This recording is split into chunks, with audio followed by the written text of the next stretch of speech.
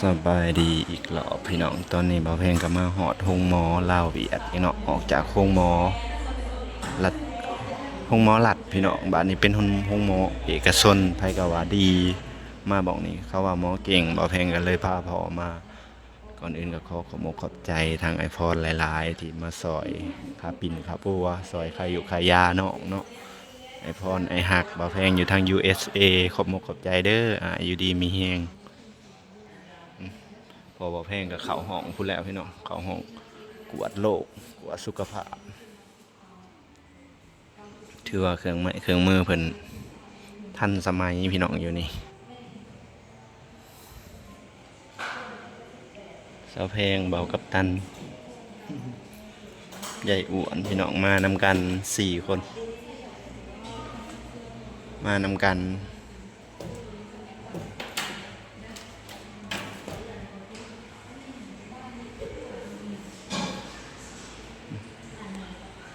เบิ่งทานหมอพี่น้อง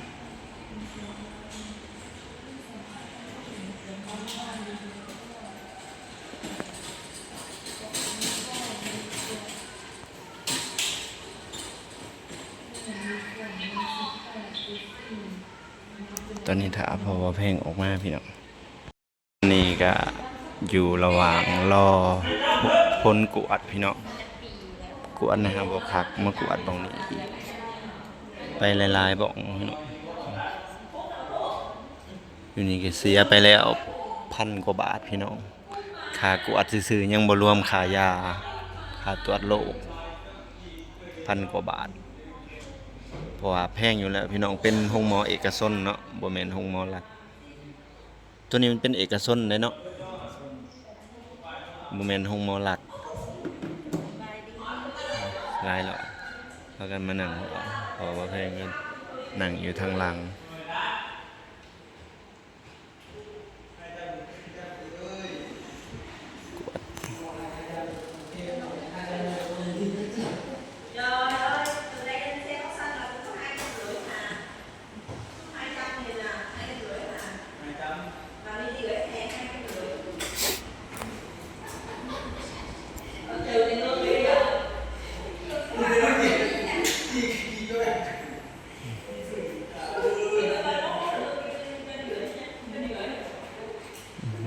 หยอกกันสนั่น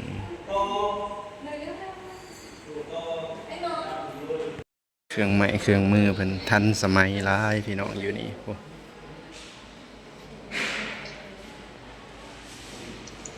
เครื่องไม้เครื่องมือเพิ่นทันสมัยแฮงอันนี้เครื่องนวดรอผลกวดของพอบ่แพงพี่น้องจักสิเป็นโรคหยังแหน่เนาะถ้าเบิ่งถ้าส้มนำกันผลกวดออกมาเด้อพี่น้องเด้อตอนนี้ก็ใส่ยาอีกแล้ว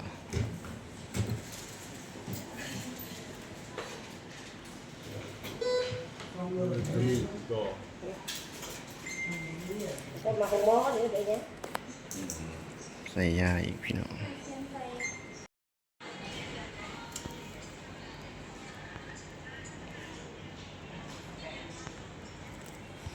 เขายาเขาวิตามินบ่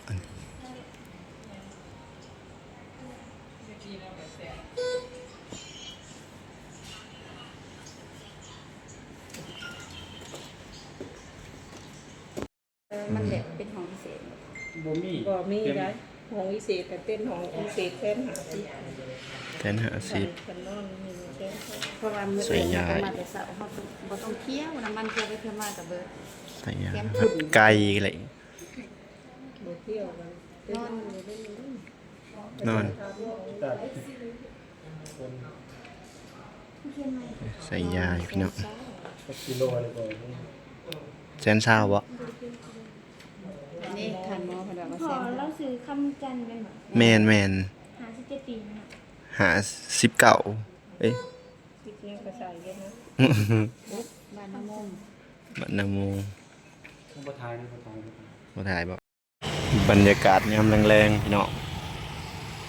มื้อนี้เบาแพงก็บ่ได้มื้อนอนอยู่โรงพยาบาลคือเก่าพี่น้องเอ้ย โรงพยาบาลนี่เป็นโรงพยาบาลลาวกับเวียดนามพี่น้องเอ้ยลาวกับเวียดนามมีคนเวียดนามนำมีแพทย์เวียดนามแล้วก็มีแพทย์ลาวนำอยู่นำกันพี่น้องออกจากโรงพยาบาลตัวนั้นมาเข้าโรงพยาบาลตัวนี้พี่น้องจนกว่าสิดีขึ้นพู้นแหละ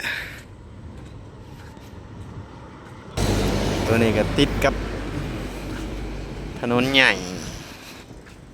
ทางลงปากเซ่พี่น้อง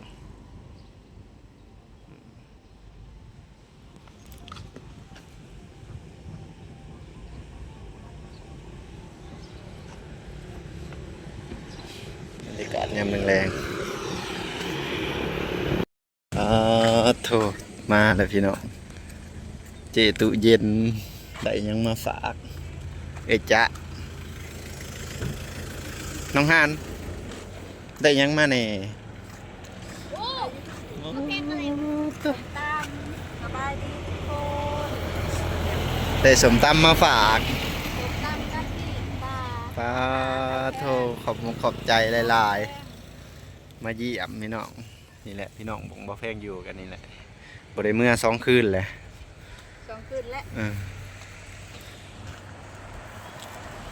ไข้แน่เลยบ่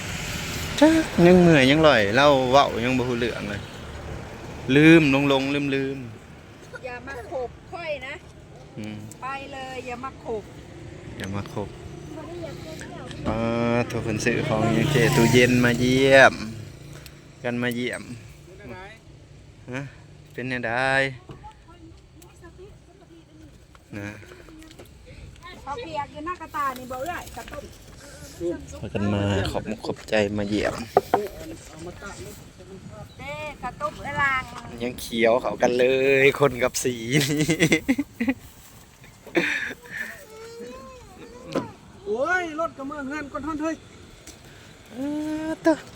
มันกระทึกกันอยู่นี่วะ แต่ยังมาโฟหนังเทื่อมอยู่ในโฟ ข้าวต้มข้าวป่นกับปูมะขามแน่ ขอบใจหลาย ไม่พุ่งมาฝากไปกินมันบ่ได้ด้วย ๆกินได้ฮะแหล้วกินน้ำการ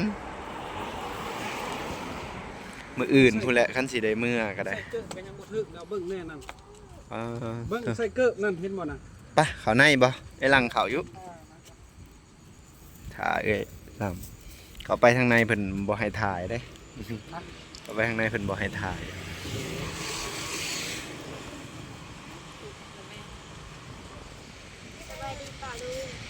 มาถือบองสีเขียวอำลำเลย